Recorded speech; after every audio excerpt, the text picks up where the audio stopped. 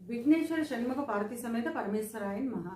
Ramadevi ఎస్ట్రో and vastu channel వీక్షిస్తున్న ప్రేక్షకులకు స్వాగతం. శని రాహువుల కలయిక.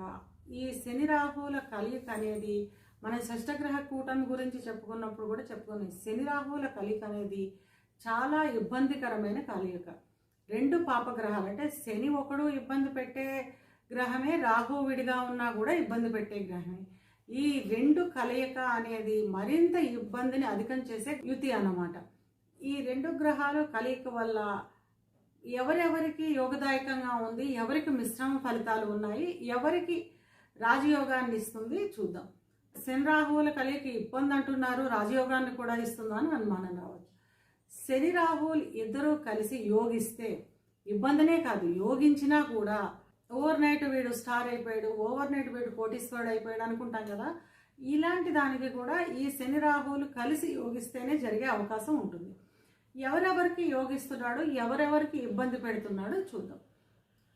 మేషరాశి వాళ్ళకి వ్యయంలో శని రాహువులు యుతి కలుగుతుంది. వ్యయంలో రెండు పాపగ్రహాలు ఉండడం అనేది కొంచెం ఇబ్బందిదాయకమే కనుక వీళ్ళు కొంచెం పరిహారాలు చేసుకోవాల్సిన అవసరం అయితే ఉంటుంది. వీళ్ళకి షష్టగ్రహ కూటమి ఇబ్బందే, ఈ శని రాహువుల కలయిక. అసలు షష్టగ్రహ కూటమిలో ఇబ్బందే ఈ శని రాహువుల కలయిక. ఈ విదేశాలలో ఉన్న వాళ్ళకి అయితే ఈ ఇబ్బంది చాలా అధికంగా ఉంటుంది. ఇకపోతే తర్వాత వృషభ రాశి వాళ్ళకి ఈ రెండు గ్రహాలు లాభస్థానంలో ఉన్నాయి కనుక యోగిస్తాయి, వీళ్ళకి రాజయోగాన్ని ఇస్తాయనే చెప్పుకోవచ్చు. తర్వాత మిథున రాశి వాళ్ళకి దశమంలో ఈ శని రాహువుల కలయిక ఏర్పడుతుంది. ఈ శని రాహువుల కలయిక వీళ్ళకి మిశ్రమ ఫలితాలను ఇస్తుంది. వీళ్ళకంటే పెద్దగా ఇబ్బంది చేయదు, అలాగని యోగము ఇవ్వదు, మిశ్రమంగానే ఉంటుంది.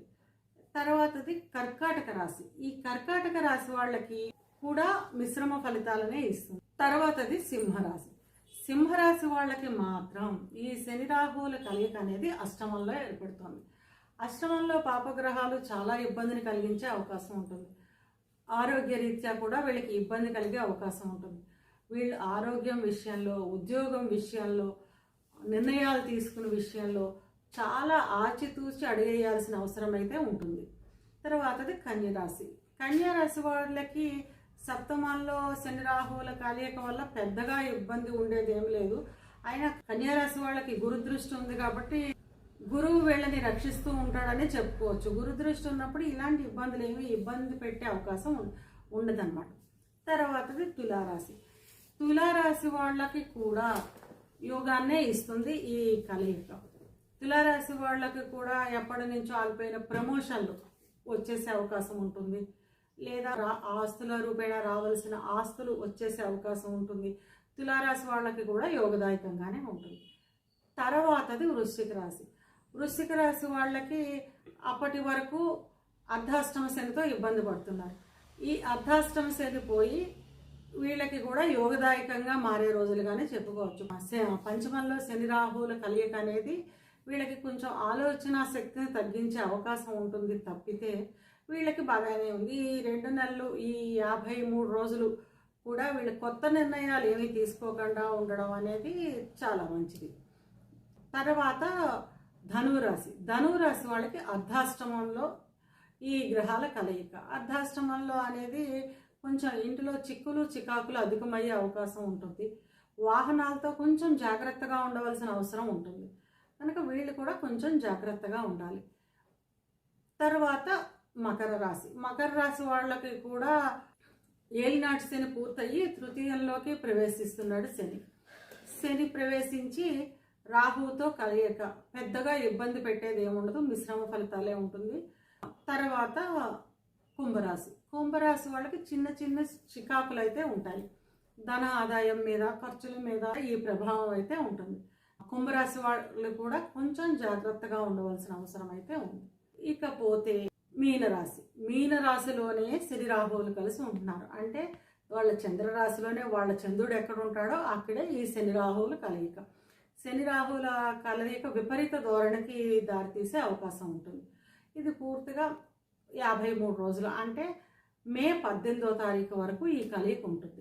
మే 18వ తారీఖు వరకు వీళ్ళు జాగ్రత్తగా దుర్గాదేవికి కుంకుమ పూజ చేయించుకోవడం, లక్ష్మీ నరసింహస్వామి స్తోత్రాలను పఠించడం, శని రాహువులకి జపహోమ దాన తర్పణాదులు చేసుకోవడం, మనకి దశ అంతర్దశ బలంగా లేని పక్షంలో అఘోర పాశుపత చేయించుకోవడం చాలా అవసరం.